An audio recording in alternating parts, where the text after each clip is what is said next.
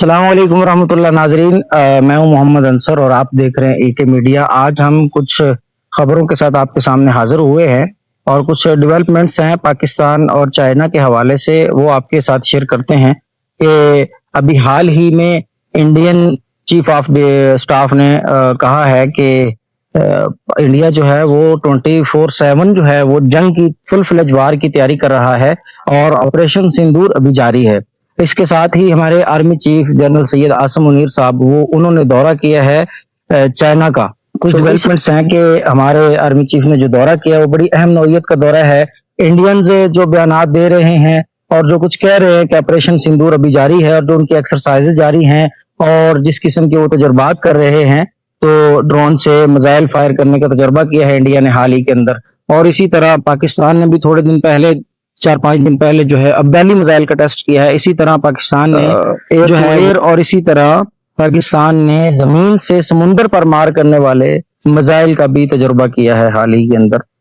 تو پاکستان کے army chief کا جو دورہ ہے وہ بہت اہمیت کا حامل ہے۔ پاکستان کے آرمی چیف کے ساتھ اس وقت بہت اہم اور جرنیل بھی، عہدیدار بھی جو ہے دورے کے اوپر گئے۔ D G M O level کے افسر، ڈیجیٹل ملٹری آپریشن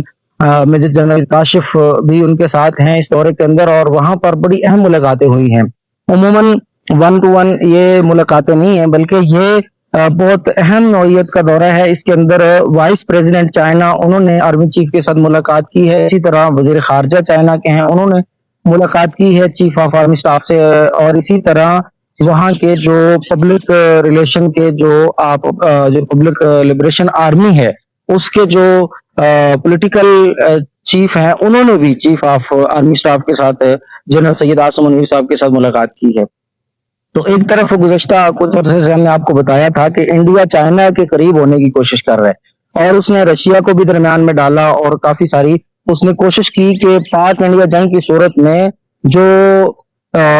چائنا کا کردار ہے وہ نیوٹرل ہونا چاہیے، کہ چائنا ایک نیوٹرل پوزیشن کے اوپر کھڑا ہو۔ تو اسی طرح ابھی جو ہے وہ جو انڈیا ہے وہ اس کا چیف آف آرمی اسٹاف جو کہہ رہا ہے، یا اس کے جو انیل چوہان کہہ رہا ہے کہ 24/7 اور فل فلیج وار کی تیاری کر رہے ہیں، اور اس نے کہا ہے کہ آپ وارفیئر کے اوپر بھی توجہ دیں اپنی فوج کو کہا ہے، اور اسی طرح جنرل نالج جو جنگ کے بارے میں ہے اس کا بھی مطالعہ کریں۔ تو وہ ایم نہیں کہہ رہے، انہوں نے میزائل جو ہے وہ فائر کرنے کا تجربہ کیا ہے ڈرون سے، اور مختلف قسم کے اور بھی تجربات کر رہے ہیں۔ تو اس دوسری طرف جو ہے پاکستان نے بھی اپنی نیوی کی جو ہے وہ انہینس کیا ہے جو کیپیبلٹی کو اور صلاحیت کو۔ کچھ عرصہ پہلے تک پاکستان کی نیوی اور انڈین نیوی کے درمیان بہت زیادہ ڈفرنس تھا، لیکن اب وہ بہت کم ہوا ہے اور پاکستان نے کافی بہتری کی ہے، بہت ساری چیزوں کا اضافہ کیا ہے اپنی نیوی کے اندر۔ اور اسی طرح پاکستان نے جو دہشت گردی کی جو جنگ ہے، لہر ہے، تو آپ کو پتہ ہے یہ بھی اسی پاک انڈیا جنگ کے کلیش کے ساتھ جڑی ہوئی ہے کہ انڈیا یہ چاہتا ہے کہ پاکستان کے اندر انسرجنسی رہے اور پاکستان کے اندر حالات اسی طرح دگرگوں اور جو ہے پریشان کن رہیں، تاکہ ان کو اپنے مقاصد کی تکمیل کے جو ہے نا اس کے اندر کوئی رکاوٹ نہ رہے۔ اب آپ کو پتہ ہے کہ بہت ساری فوج ہماری کے پی کے اندر ہے، اور اسی طرح بلوچستان کے اندر جو ہے ایمرجنسی کی صورتحال ہے۔ تو اگر یہ جو ہماری دہشت گردانہ کاروائیاں ہو رہی ہیں، تیرا کے اندر جو ہے وہ کل